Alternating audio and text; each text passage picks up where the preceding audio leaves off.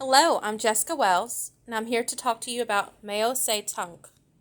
He was a Chinese man who helped with the Communist Revolution.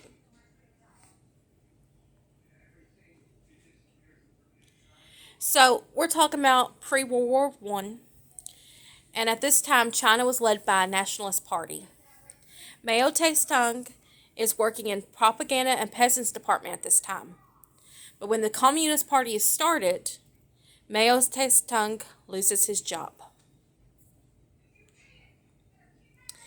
So he decides that as part of the Communist Party, he's going to go after it.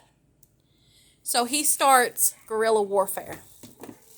He gathers a group of men together from the community who have no military background and little weapons and forms a large communist Red Army. And the way he does the guerrilla warfare, if you've ever played Red Rover, it's a lot like that. So kids on one side say Red Rover, and if you don't get through, then they just add you to their group. This is a lot like the guerrilla warfare that Mao Tse-tung did. He didn't try to kill his enemies. He tried to make them be part of his group. And in this way, he got food, he got guns and weapons, and he got military men and women. So this technique was actually really, really productive for a long time. But then he lost a big battle. And the nationalists at this time thought, well, he's out of it. The Communist Party's dead. We don't have to worry about that anymore. We got other things to worry about. But Mao Tse-tung was in the propaganda department. And so while he was retreating for a year, he was sitting there going through the little communities and telling them, hey, we're walking and we're going off to fight the Japanese. And you want to be part of us. And everybody was cheering him on like he was a hero. When all along he was really planning on taking over the country with the Communist Party. So, for this whole year, he was able to convince the peasants and others.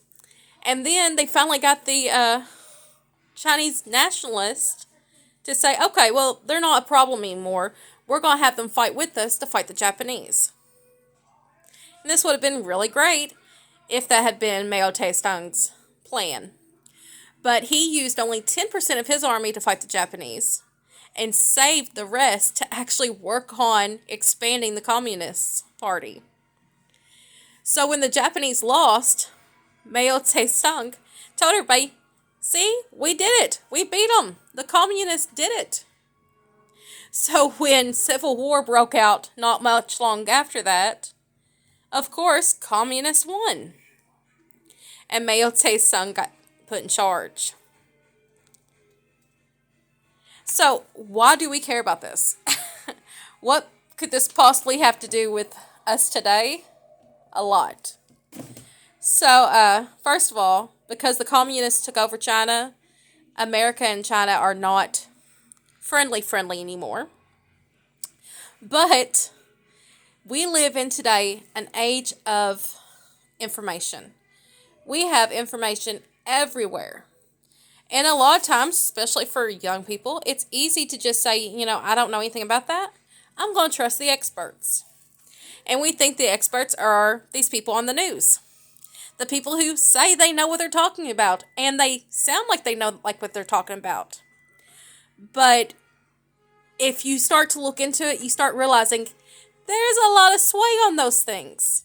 Some of them are ran by the Republican Party. Some are ran by the Democrats, and some just have their own agendas.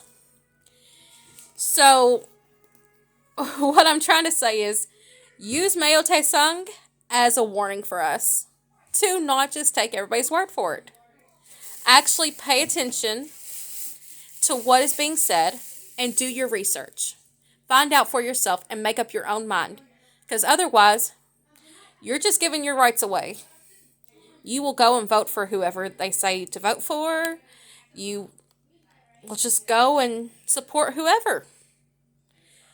We have to do our research. We do not want to bring about something in the U.S. just because we were lazy and we didn't want to do it. So I hope you enjoyed this little 5 minutes on Mao Tse Tung and this little warning as well.